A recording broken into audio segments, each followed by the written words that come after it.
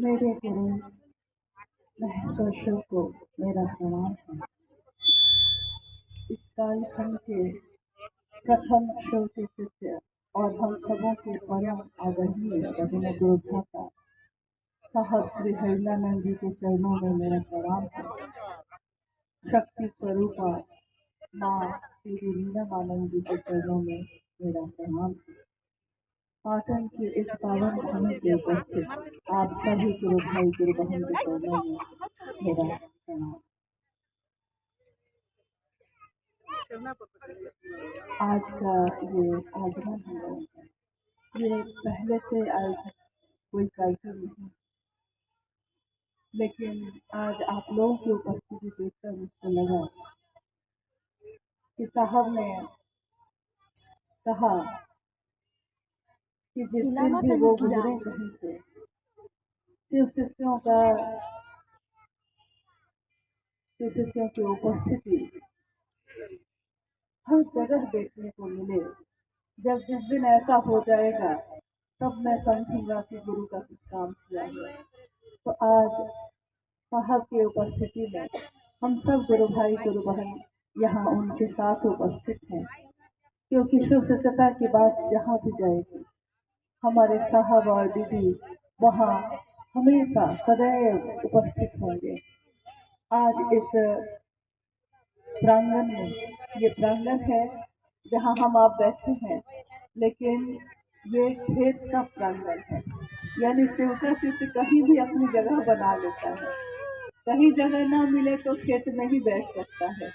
कल हम लोग जहाँ थे पहाड़ पे ही बैठे थे, तो पहाड़ हो, झरना हो, नदी हो, सरसों के फूल खिले हों या खेत हो, कहीं भी बैठ के महादेव की बात हो सकती है। और जिस पावन भूमि पे हम आप आज यहाँ उपस्थित हैं, ये साहब और दीदी माँ के लौकिक जीवन की महत्वपूर्ण झलक यहाँ देखने को दुनिया को मिली। जिस साल वो यहाँ थे और उनके तीनों बच्चे साथ में, यहीं बगल में ब्लॉक ऑफिस है जहाँ पे बीडीओ साहब का आवास था। आज वो आवास खंडहर है, लेकिन किसी दिन वहाँ क्या रौनक थी। शिव को गुरु मानकर साहब हरिलानंद जी मन में शिव के प्रेम का दिया लेकर यही निवास कर रहे थे।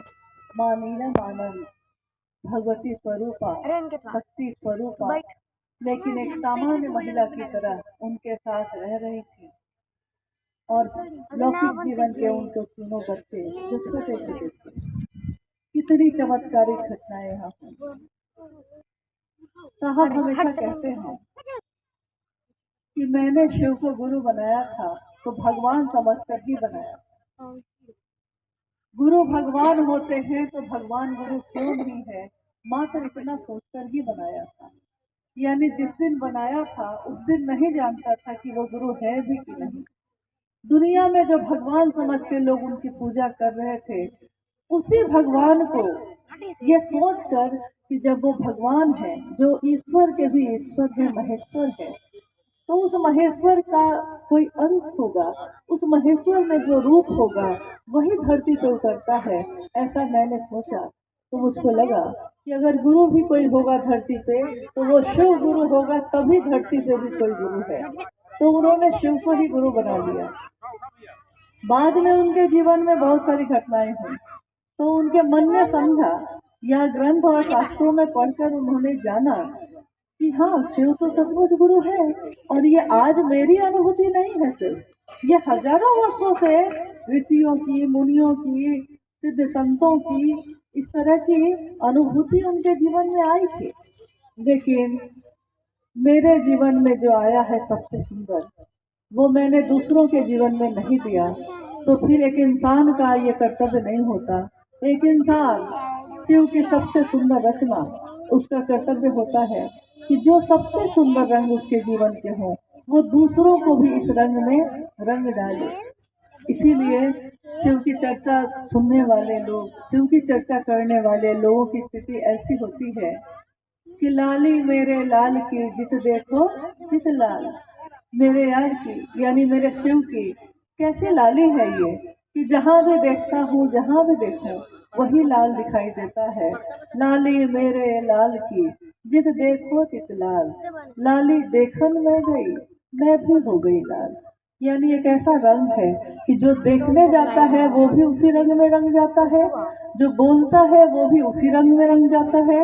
और ये ऐसा रंग है शिव शिष्यता का जो एक बार चढ़ गया तो फिर दूसरा रंग नहीं चढ़ता उस पे। आपने देखा होगा जब होली का त्योहार आता है, हमारे घरों में बहुत सारे लोग तरह तरह के रंग हाथों में लगाकर लोगों के चेहरे पे लगाने जाते हैं। और कभी कभी मैंने खुद देखा कि एक दो बार ऐसा हुआ कि एक ऐसा कलर था, ऐसा रंग था वो, कि जो लगा दिया गया तो पूरा चेहरा उस व्यक्ति का चमकने लगा। अब वो ऐसा पेंट जैसा था कि उसके ऊपर लाख और लोग हरे रंग, लाल रंग, पीले रंग लगाते रहे, लेकिन उस रंग पे दूसरा कोई रंग चढ़ा ही नहीं। ऐसा रंग लग चुका था उस चेहरे पे कि जो रंग दूसरा लगाता था वो लगता ही नहीं था, उतर जाता था। जो पहला लगा था वही लगा रह गया। वही मुझको स्मृति दिलाती है इस बात की कि शिव की शिष्यता का रंग भी ऐसा ही है। एक बार चढ़ गया तो जमाने के रंग कितने भी दिखते हैं, हम रहते हैं उसमें, लेकिन हमारे दिल में वो नहीं चढ़ता। आज इस पावन भूमि पे हम सब मिल रहे हैं, अपने गुरु शिव की बात हो रही है, बिना योजना के ये कार्यक्रम। लेकिन मैंने अभी कहा कि इस धरती ने कितने चमत्कार को देखा। साहब हरिनानंद जी ने जब शिव को गुरु बनाया, उनके बाद आने वाले 8 वर्षों में उन्होंने और मां नीलम आनंद जी ने दूसरे किसी से नहीं कहा कि शिव को गुरु बनाओ। 8 वर्ष बीत गए, लेकिन इन 8 वर्षों में इसी धरती पे ऐसे ऐसे चमत्कार हुए जिसको दुनिया के लोगों को जब आप बताइएगा तो शायद वो विश्वास भी न करें। उनको लगेगा कि ऐसे ही बात कर रहा है, ऐसा हुआ नहीं होगा। पूजा कक्ष में चावल बिछते थे और चावल पे शिव का संदेश आ जाता था।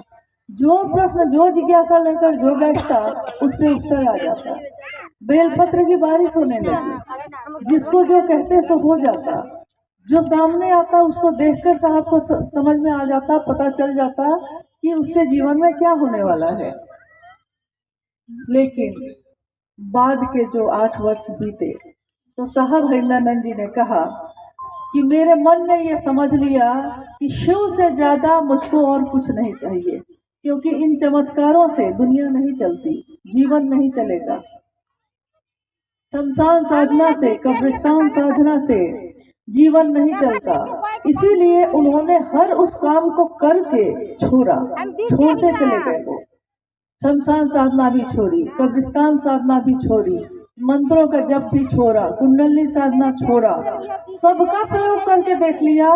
लेकिन सबका प्रयोग करके उन्होंने देखा कि हासिल कुछ भी नहीं होता, हाथ खाली के खाली ही रह जाते हैं। और एक दिन शिव को गुरु बनाकर जब चमत्कारों का सिलसिला शुरू हुआ, तब भी साहब ने कुछ वर्षों के बाद ये समझ लिया कि इन चमत्कारों से जगत का भला बहुत कुछ नहीं होने वाला है। हाँ, लोगों ने ये विश्वास कर लिया कि शिव सचमुच में गुरु होते हैं। तब उन्होंने सीधे सीधे लोगों से संवाद करना शुरू किया। हर व्यक्ति से ये कहना शुरू किया कि शिव मेरे गुरु हैं, तुम्हारे भी हो सकते हैं।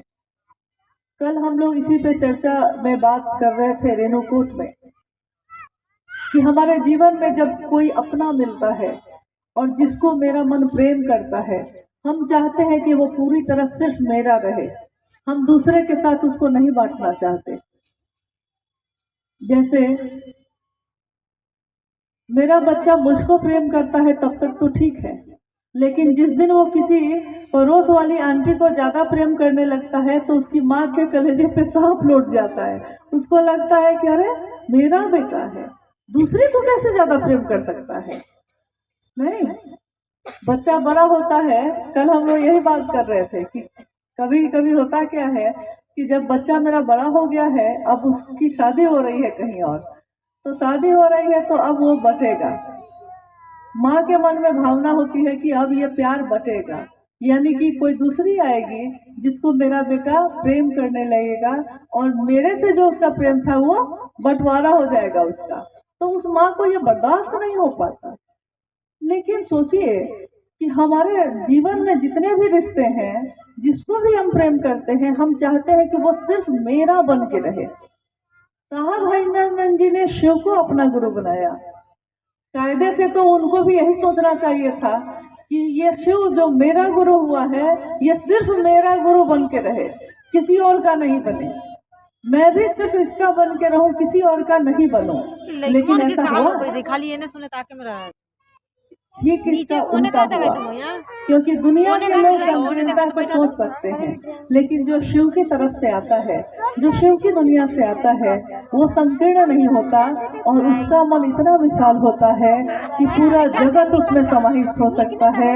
साहब हरिनंदन जी ने ये आवाहन किया धरती के लोगों का कि आइए, आपके भी गुरु शिव हो सकते हैं। मैंने शिष्य बनकर परीक्षा की है, आपकी परीक्षा प्रार्थनीय है। प्रारंभिक समय में जब साहब ने ये बात कहनी शुरू की थी लोगों से, उन्होंने कहा था कि मैंने परीक्षा की है कि शिव गुरु हैं, सचमुच में है, आपकी परीक्षा प्रार्थनीय है, परीक्षा कर लीजिए। मेरे कहने पे विश्वास नहीं होता है तो कोई बात नहीं, परीक्षा कर लीजिए।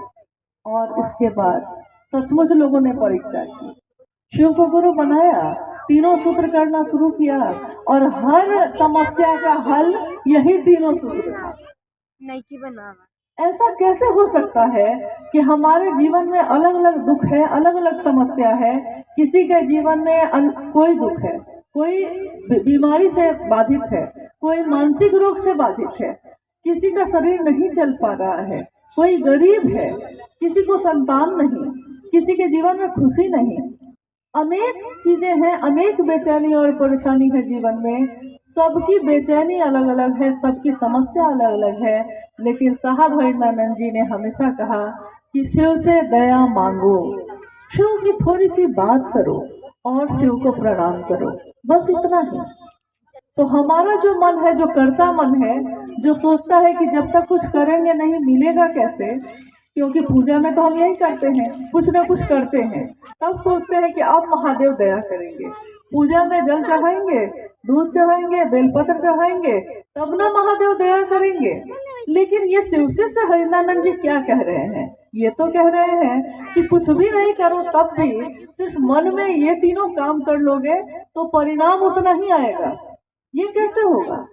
लोगों ने परीक्षा की, लोगों ने इसको करके देखा, उनके जीवन की समस्या अपने आप सुलझती चली गई। अपने आप सुलझ जाएंगे सारे उलझे धागे, सारे उलझे धागे जो थे वो खुद ही खुद सुलझते चले गए। सामान्य और आसान तरीके से समस्याएं सुलझती चली गई।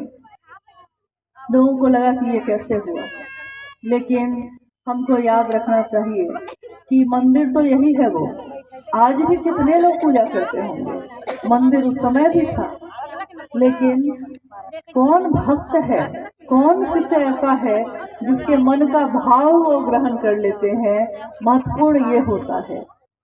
शिव से हरिनंदन जी की वाणी में जो ऊर्जा है, उनकी बोली में जो ऊर्जा है, वो शिव की साक्षात ऊर्जा है जो उतरी है उनमें। इसीलिए हम आप भी जब किसी से कहते हैं तो वो शिव को गुरु बना लेता है। एक दिन के लिए नहीं, जीवन भर के लिए। आपको ये चमत्कार नहीं लगता? शिवलिंग से किसी ने पेड़ा मांगा है तो मिल गया, ये चमत्कार है। भगवती चूड़ी और साड़ी लेकर आई है, ये चमत्कार है। लेकिन एक सामान्य व्यक्ति अपने जीवन के झंझावात में आपके मेरे बोलने से, सिर्फ आपके मेरे कहने से सिर्फ जीवन भर के लिए शिव को गुरु बना लेता है। ये कितना बड़ा चमत्कार है, लेकिन हम लोग इस पर ध्यान नहीं देते। चमत्कार बंद नहीं हुए हैं, चमत्कार आज भी उतने ही और वेग से घटित हो रहे हैं, लेकिन हम सामने, आंखों के सामने देखना चाहते हैं, अपने जीवन की चीजों पे नहीं देखते। हमारा मन पहले भी था, आज भी है। पहले का जो मन था वो और आज का जो मन है वो, क्या दोनों मन में अंतर नहीं आया है? पहले मन में ये होता था कि छोटी छोटी बात पे हम लोग व्यथित होते थे, लेकिन आज पिछले कुछ समय में जब बिहार जाना हुआ था, इसी तरह गांव के परिवेश में हम लोग छोटी छोटी जगहों पे बैठते हुए गए थे, लोगों से मिलते हुए। एक सामान्य गुरु बहन जिसकी कोई पहचान नहीं है, लोग नहीं जानते उसको, वो लोग माइक पे चर्चा कर रहे थे, हम लोग सुन रहे थे। क्या चर्चा थी उनकी, क्या बोल रही थी वो गुरु बहन। वो ऐसे भाव से बोल रही थी कि लग रहा था कि पता नहीं कहाँ का विद्वान कोई आया है, कौन देवी उतर गई है यहाँ। इसीलिए कोई नहीं जानता किसके मुंह से वो शिव बोलते हैं, किसकी कानों से सुनते हैं, किसकी आंखों से देखते हैं। साहब हरिंद्रानंद जी ने कहा, वो शिव जो अन्य आंखों से दिखाई नहीं देता, लेकिन आपके मेरे माध्यम से ही जगत में चलता है, 1000 पैरों से चलता है, 1000 आंखों से देखता है, 1000 कानों से सुनता है। इसीलिए शिव की इस ऊर्जा को महसूस कीजिए, पुकारिए स्वभाव से, चिदानंद होइए, गुरु का नाम लीजिए, किसी भी पल ना भूलिए। ये भजन जो अभी आपने सुना, बिना किसी म्यूजिक, बिना किसी संगीत के सुना है अभी थोड़ी देर पहले। ये माँ नीलम आनंद जी की डायरी में लिखा हुआ है, ये सारी पंक्तियां लिखी हैं, ये सारे शब्द लिखे हैं। गुरु का नाम लीजिए, किसी भी पल न भूलिए, पुकारिए स्वभाव से, चिदानंद होइए। कितनी बड़ी बात उन्होंने कही है कि सबका नाम लेते हैं, कुछ पल याद रहता है, कुछ पल भूल जाते हैं, लेकिन गुरु का नाम ऐसे लीजिएगा कि फिर किसी भी पल भूलिएगा नहीं। सारे रिश्ते भूल जाएं, लेकिन शिव नहीं भूले। इसी की प्रार्थना, इसी की याचना उस शिव से करिएगा। एक दिन साहब ने कहा कि एक दिन मेरे मन में ये हुआ था कि इस भारतवर्ष में कितने लाखों शिव के मंदिर हैं, लेकिन मंदिरों में घंटियों की आवाज गूंज रही है, लोगों के कानों में जो मधुर ध्वनि गूंज रही थी घंटियों की। साहब हरिंद्रानंद जी उन ध्वनि को लोगों के जीवन में घोलना चाहते थे। उन्होंने कहा कि मैं मंदिरों से बजती हुई घंटियों की आवाज, जो मधुर ध्वनि कानों से टकराती है, मैं इस आवाज को इस जगत के लोगों के दिलों में घोलना चाहता हूँ। उसके मन का मंदिर का घंटी ऐसा बजे कि बस बजता ही रहे वो।